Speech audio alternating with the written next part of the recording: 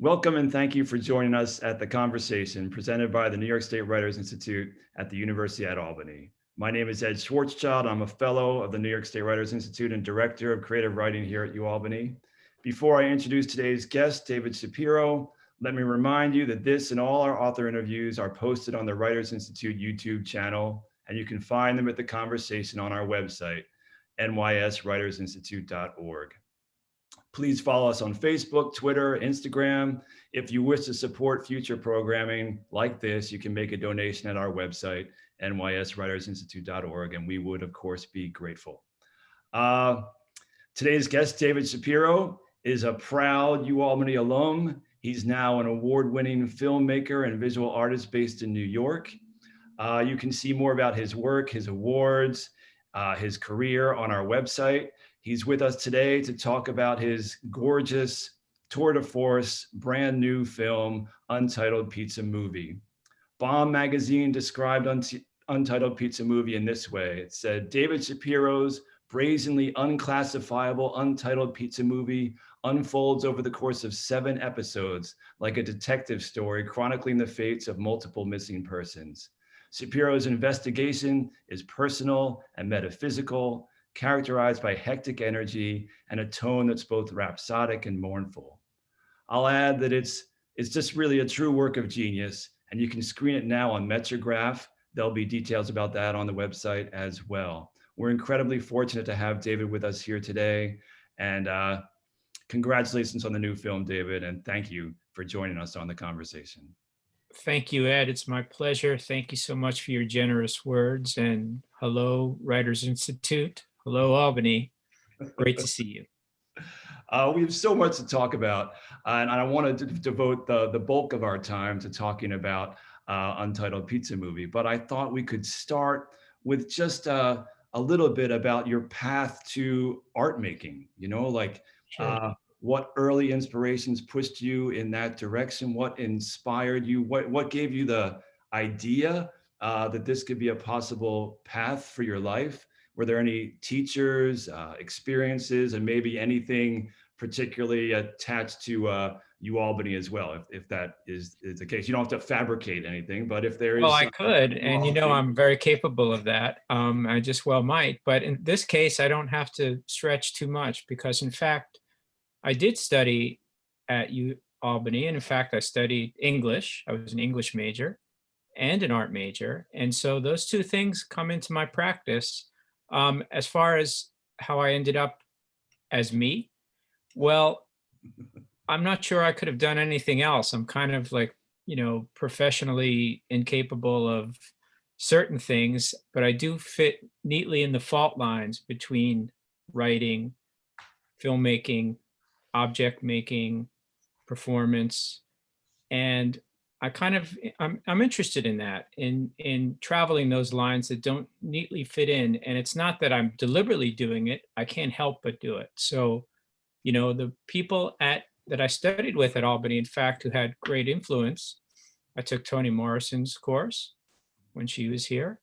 And one semester, Agnes Varda was teaching at UAlbany, and she's a fantastic, wonderful filmmaker. And she taught me a lot. And so fortunately, I got to meet her later in life as a peer, which was interesting because she was very competitive. And I love that about her. She was like, "Oh, you're in my thing now." And I was like, "Okay, nice to see you." But, she's a wonderful, spiritual, incredible artist and filmmaker. And so those two people in the 1980s, if I can date myself in another century, it sounds so long ago, really did put some poles in the sand for me and gave me a position to hold on to on either side. And, like anybody else, like any great writer, you find your way. You put yourself into the world and you put it into motion and you make mistakes and you kind of fearlessly approach the horizon line and you're going to fall down. But, there's only so many things you can control. One of them is discipline. You have to keep writing. You have to have the words. You have to make the image. You have to make the thing, whatever your jam is. You have to keep doing it.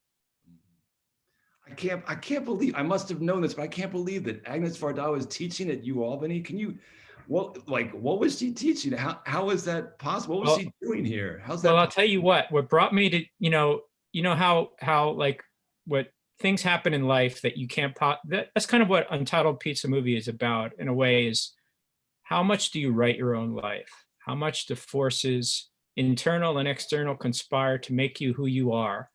And how do you measure yourself against who you are, who you thought you would be, and who you would become? And so initially, I went to Albany because there was something here called a LEAP program. And this was in the era of Reagan. And the LEAP program was awesome. It was, you could, let's say you were studying Vienna. You would take a class in music, a class in art, a class in writing, a class in history, all about the Vienna secession, let's say. And you went through interdepartments. There were only 15 people in the program. That's why I came. As soon as I got here, Reagan slashed the LEAP program across the country. And I was, quote unquote, stuck in Albany. But as it turns out, and it was a gift because a visiting French professor had invited Agnes Varda. And so I just knew I wanted to get into her class. I'd seen her films, and it was just one class, but you meet somebody inspiring on your journey to becoming you. It does make a difference. Yeah, oh, that's incredible. I mean, in terms of the journey, the ongoing journey, the last time we spoke in this kind of venue, it wasn't on Zoom, it was, in person. You were visiting the university with your incredible film, Missing People. And just to sort of lead us up to Untitled Pizza Movie, can you maybe talk a little bit about what the journey has been like between Missing People and Untitled Pizza Movie? How did this unfold, and how did it become a series and as opposed to a feature-length film? Anything along Sure. those lines? Well, for Missing People is a film about memory, art, and race, and murder. Mhm. And in that film, I developed a form that I was pretty interested in, which is to put two stories in the same film that of people who may or may not have intersected once in life, and to revisit them decades later. And so interesting things happen because when you set these two narratives in motion, it's the channel in between them where symmetries and differences are etched. In that case, it was across class, race, and time. In Untitled Pizza Movie, I decided to add one element to it, which was myself, because I had made this kind of weird art project or hustle thing in the 90s called Eat to Win, where we said we were a show called Eat to Win, my friend Leeds and I, and we drove around New York City and showed up with a camera and just started filming and said, hey, we're Eat to Win. And we would eat food and film ourselves eating it and eat for free generally because there was a camera involved. And so it was both at once fun, a kind of a little bit of a hustle, but it was also an attempt to preserve a city in video amber. And so with the same format as Missing People, it turns out that my friend who I made Eat to Win with died. We had been long estranged, and I wanted to know what happened to him. I wanted to remember him. So I decided to set out on a kind of journey of memory by finding out what happened to him, by inventing another form to do so, and by picking a person we had met once in the 1990s and looking forward to finding out what happened to him in the last few years. Where did he land? And by setting these three stories, a kind of triple portrait in motion and interweaving them, I thought that interesting things would happen. And I wanted the work to be alive. I didn't want to know ahead of time what I would find. Like I was just speaking with Jonathan Lethem, as a matter of fact, about this, about how you set, as a writer, you set a character into motion and you don't protect them. You let them go on their journey, and they must do it on their own terms. They must be able to fall, and you can't pick them up sometimes. And so I wasn't sure what I was going to find, how this work was going to work out, but I knew I wanted it to be alive in the moment. And I thought an episodic form is a good match for a work about memory. This fundamentally is a work about memory. How do you remember somebody, or Why can't you remember somebody? What do you misremember? And so I thought, as a novel is to chapters, an episodic is to a feature. There's more opportunity to go back and forth, to be ahead of the viewer or the reader, complicit, behind. And with memory, you can go 4 or 5 degrees over in every direction and re-remember something and glean information or glean fiction or collapse fact. Yeah. First of all, that conversation with Jonathan Lethem was great, I thought, and I hope it'll be replayed somehow. I don't know if it just goes into a vault, but I hope it's something that will become available, because it was a blast to watch that with the first, the first part of the series. I'm curious about the way you mentioned, I guess, two things in your answer just then. One was that missing people, and one of the differences between missing people, or not difference, but a progression from Missing People to Untitled Pizza Movie, involves the inclusion of yourself. And my memory of Missing People is that you were in there too, Yeah, a little bit, yeah. but you kind of turned it up a lot for this film. Well, that's because, I mean, in my work, I always acknowledge the means of making. Like, I acknowledge how I'm making this, under what terms and why, and what the form is. But with Untitled Pizza Movie, I was a character. I was kind of playing myself, playing a character in the 1990s.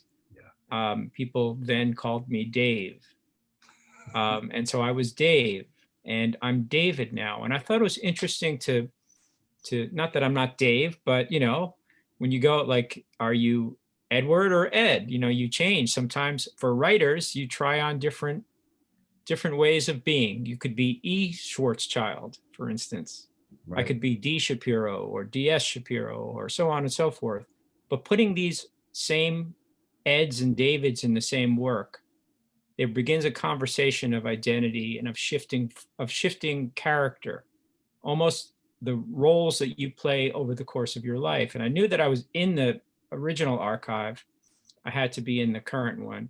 And narratively, I needed to be the glue, because it's a complex work. It's set across 3 continents, 30 years, 3 characters. And you start this thing and you're like, what the hell are these stories doing together? What does this pizza man have to do with anything? This guy you grew up with, and what the heck's going on here?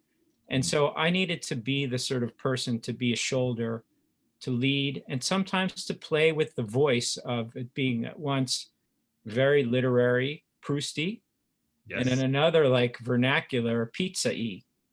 And I was playing with that kind of thing because, on one level, this is a work about class. And I came from a certain class. My friend Leeds came from an old American family, you could say from the upper class. Bellucci came, you might suggest, from the lower class. How did these 3 people enter the world of American dreams and myths and invent themselves? What hurdles do they have to leap? What demons do they have to grapple with? And how do they become themselves at the end of the day? That's kind of the problem I set out. Like a lot of works, you ask a question at the beginning, and the work attempts to answer it in full by the end. And sometimes it may or may not succeed. Yeah, that's great. I mean, I want like, just in the conversation so far, we're moving towards a question I was really hoping to ask. This is the New York State Writers Institute, and you're a visual artist and a filmmaker, but I think of you very much as a writer as well. And so I definitely want to get to the writing part of this conversation in a moment, but I want to also go back to one thing you said first, about how you picked the third character in the film, how you picked Bellucci, almost as if there were multiple options, like you could have picked someone else. I mean, you watch the film now and it seems like there's no way you could have picked anybody else. It had to be Bellucci. Bellucci is without it, it's hard to imagine the project without him. It's impossible for a viewer to imagine the project without him. But was there really a time when you were like, there were a couple, you were going back over Eat to Win, and there were a couple people you could have chosen, and what made you know it was Bellucci, or was it always going to be Bellucci? Well, secretly, we all lie to ourselves. I knew it was going to be Bellucci on some underaware level, but I wanted to pretend like it wasn't. No, because just for context, Bellucci is a pizza man we met in the 1990s, who Yes. we filmed for Eat to Win, a show that didn't really exist in the first place, or it was not even a show. It was kind of like an art project of sorts. And he was a great character. There was a reason then why we were drawn to him. He was a great character then. And so Mhm. when you're writing in picture or sound or word, you need a great character. And I knew he was a great character, and I wondered what happened to him. I did date some other characters, so to speak, looking around for the means to do this, but it made sense. I knew I would eventually return to this footage. It's shot in the early 90s, and it has a documentary of pizza, of shifting technology, and of a different sense of time fundamentally. So I thought it was interesting, but I didn't want to begin with that. I wanted to begin with the form of how to represent memory, Mhm. all the books that somebody's read, all the movies someone's seen, all the people they've loved, all the films they've seen, all the music they've listened to. How do you represent that? And that's sort of like, in a very straight way, what a biography is. And so, but I wanted to mess with it and I wanted to ascribe it a form. So once I came up with the form, which was touchstones, I came up with the character, Bellucci, and I knew I would return back to the archive, Eat to Win. And those sort of formed the three legs of the stool. Oh, it's fascinating, David, and it's so. It's just great to hear you talk about the process. Uh, how so if we think of David Shapiro as a writer on some level, I mean, how much do you think of yourself as a writer? And you mentioned the class with Toni Morrison, uh, the movie in so many ways. You talked about the film being novelistic. You've mentioned Proust. There are footnotes to each part of the project. How do you see yourself as a writer? How does writing figure into your process of creating something like Untitled Pizza Movie? Um, I'm kind of a tripped up mess between images and words, which is that I start things with words. I kind of write something down and then maybe an image comes from that, springs from that. And I don't worry about where exactly I am in terms of this pigeonhole or that pigeonhole. It's sort of sometimes is difficult in a career sense. Like, well, what are you? It's like a Sophie's Choice kind of thing. Like, are you this or that? You have to pick. And I'm like, why? Why do I have to pick? So I like to say that in this case, I think I was writing with picture, sound, and word. I mean, it was written narration, which I wrote and recorded, and it was storytelling, but it was storytelling using just a different set of tools. And I would suggest that at the turn of this century, again, we all sound so old when we say those kinds of things, but at the turn of the century, I think novelists in particular, like let's say Zadie Smith, people began to explore the margins and different ways of storytelling, or Sebald, let's say, just using a picture that isn't literally an illustration of the thing.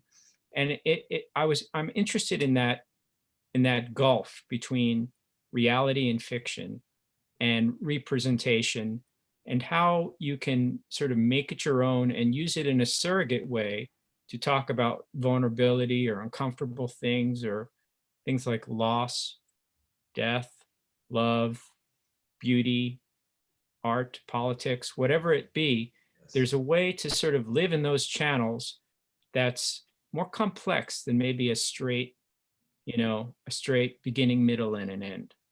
Yeah.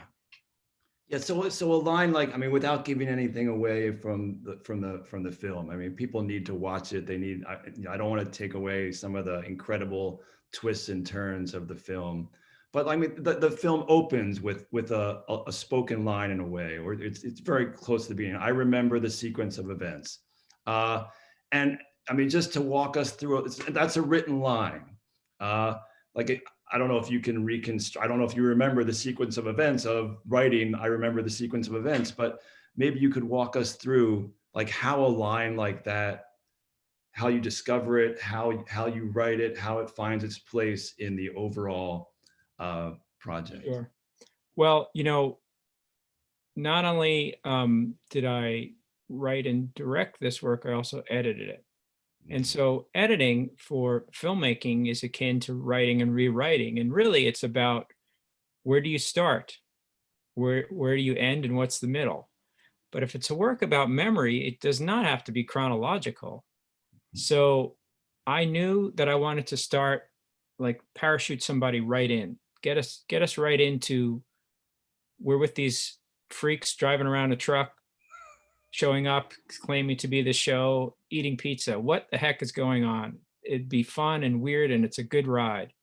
And I just sometimes said what it was, because what I was doing was I was trying to remember how it happened. And so I wrote down, I remember the sequence of events. And that's the sequence of events is what filmmaking is.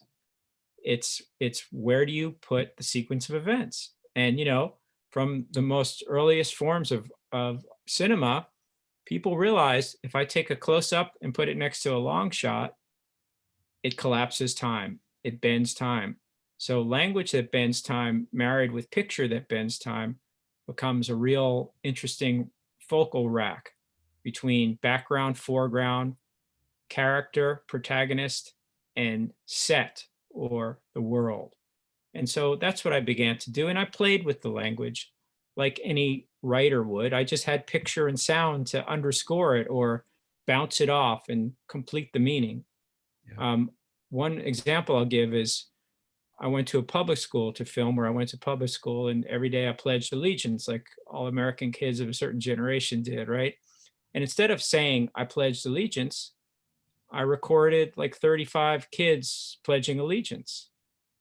And instead of saying I pledge allegiance, I used that sound bite, and then I completed it in language and picture by saying, you hear the kids pledging allegiance, like a staggered thing. And I'd said, to the flag of the United States of America. And you see the flag, and you see the school, and you see the iconic public school doorknob. And together, picture, sound, and word can give it a complex, layered meaning, like a lasagna, maybe. Tasty. Now I've been craving pizza for a long time. I want to get down to Queens right Oh, away. I don't know, but if anybody, you watch this work, whatever you think about it, I don't know what you're going to think about, but I can guarantee you one thing: you're going to want pizza after you watch it. uh, Another thing that comes up early in the film, right, and it connects to your sense of yourself as an archivist, and the way in which the film and you have gathered together so many objects and things, and preserved, or cataloged, collected, saved. I don't know the best verb, but it says towards the beginning of the film, this idea of the Shapiro curse is connected to this sort of will to gather. Uh, can you say a little bit more about what the Shapiro curse is, and where it came from, and what you mean by it? Yeah. Maybe literally, or maybe figuratively. Maybe I'm an unreliable narrator, or maybe I'm quite reliable. But I think families have curses, good and bad.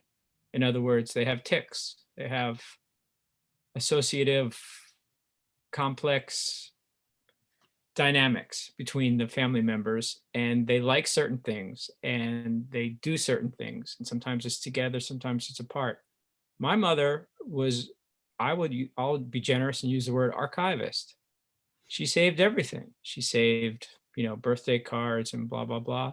And I like that. I think it's interesting. On one hand, it's a burden. Like, you just like, get this crap out of my life, burn it, set it on fire. I never want to see it again. I want to live in like the Zen palace of nothing. And on another hand, thank God she saved this. Because in a way, like to your verb, it's at once saving things and saving yourself. Mhm.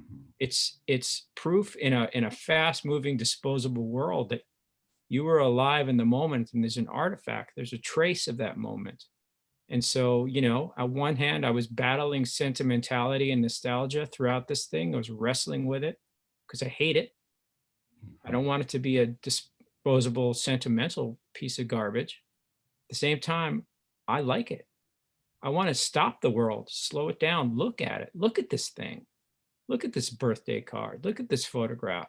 But instead of a kind of Ken Burnsy JPEG, I decided to film the photographs themselves, let's say, the objects themselves in a clinical, like almost an autopsy of a work so that you can see it. Sometimes it goes too fast, though. Sometimes it goes slow, like memory. It's like, wait, don't bring that back. I want it. And sometimes it's painfully slow.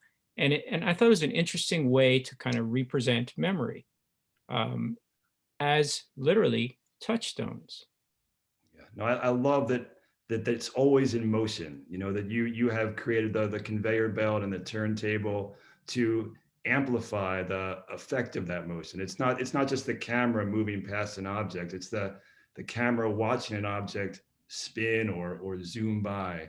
And there's something in that that's I can't describe why it's so powerful, but it is incredibly powerful. And the way it weaves and holds the film together is phenomenal.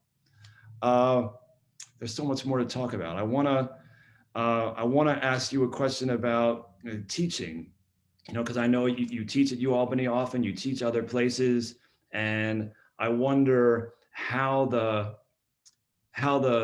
act of teaching affects your process, and how your process affects your teaching, and how can you transfer your own eclectic, you know, individual style and just art and creativity to your students.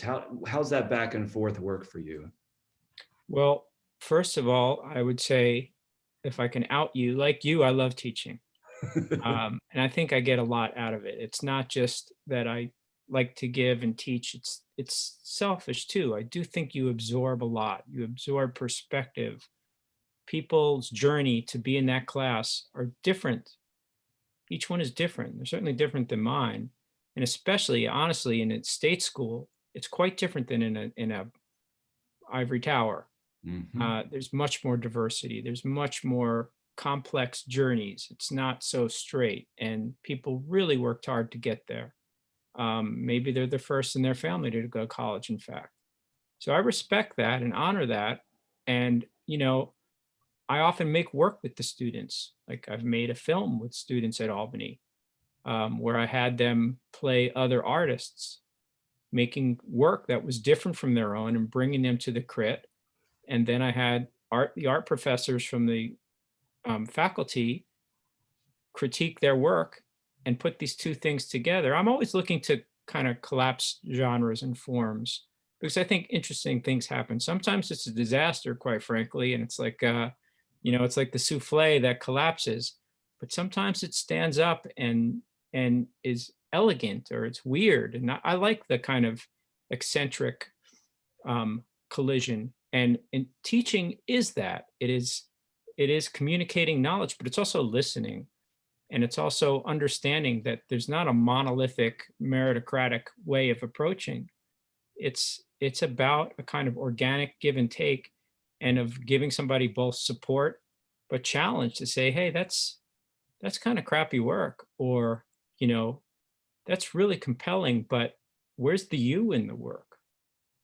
And I think that's how I approach things. I'm teaching right now in a class where we're making work now against the pandemic. So how could your work not reflect that? Are you going to make like pretty red paintings or write about something that's, doesn't reflect the moment? Why would you do that?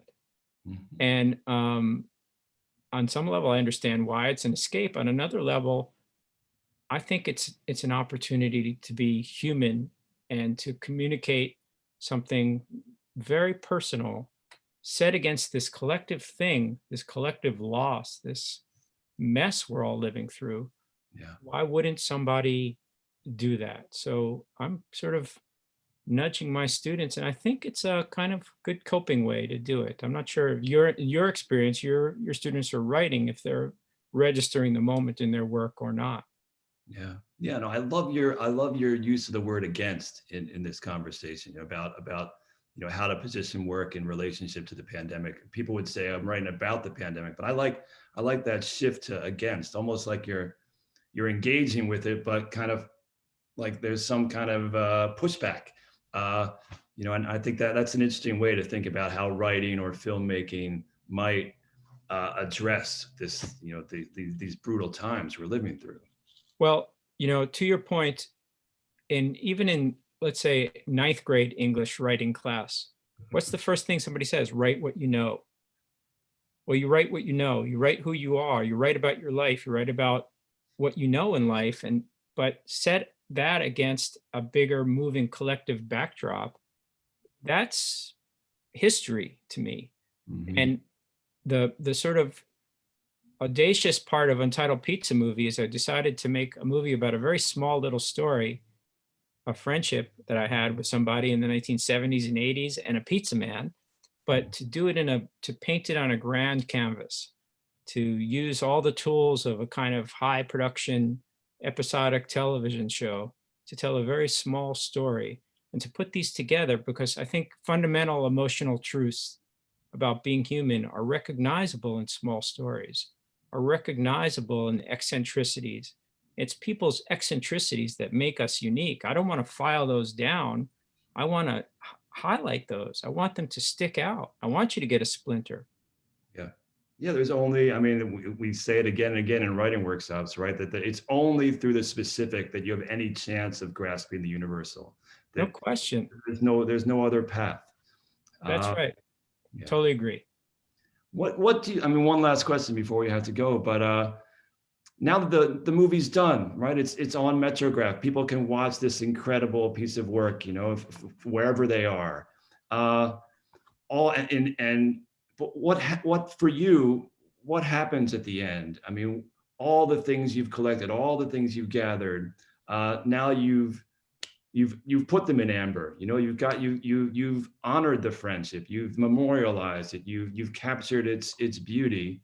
uh where does that leave you now? Do you put the objects back on eBay? Do you how does it feel at this moment right now? Um, it feels on one hand wonderful and on another terrifying, because for any artist in any form, writing, filmmaking, music, whatever, it's sort of like the tabula rasa is calling you, and it's going to be looking at you in the mirror, and it's horrifying and it's exciting in equal measure. But one thing I want to point out is that in the work, there's a kind of other element to it, which is I put hundreds of things I made. And since I'm an artist, I guess you could call them sculptures or paintings or drawings or discrete objects. So there's a sort of element to this work that's kind of like a time-based sculpture. And I repurposed, in fact, some older works, like I had collected all the packaging from everything I ate and drank for 2 years, and I presented it as a supermarket, and I called the show Consumed. And that's all it was. Aisle one was all the water. Aisle two was a mortifying amount of beer and liquor. Aisle three was frozen foods. Aisle four, and they were literally the packaging from everything I ate and drank. It was kind of like somewhere between a portrait and a sculpture or an autobiography. But Yes. very quickly, it's personal and generic because I want to make reflective work. I want to make deeply personal work, but that somebody can hook onto and quickly pivot and think about, what would I have in aisle four? What would be on my conveyor belt of touchstones and memories? And now that I repurposed it and see it in this form, my instinct is to get rid of all this crap. It's like, I'm not Catholic. Why am I carrying around this crap for 20 years? It's interesting. I want to preserve it, but I hate it. And it's that love-hate kind of relationship to things that I think is in this work. And I suspect I can let go of some things now in a healthy way. Mhm. Unhealthy is good for art, but unhealthy is not good for life. Oh, David, it's such a pleasure to talk to you. Thank you so much for being with us. It's a great place to end, and wishing you much health in your life and unhealth in your work, if that's the That sounds like a good, it sounds like a good cocktail, Ed. Thank you so much for having me, for your generous words and for the Writers Institute's support of my work over the years and my connection to it. I really feel like it made an impact on me as an artist, as a writer, and as a human being, most of all. So I'm grateful for that. Thank you so much, David. Thank you.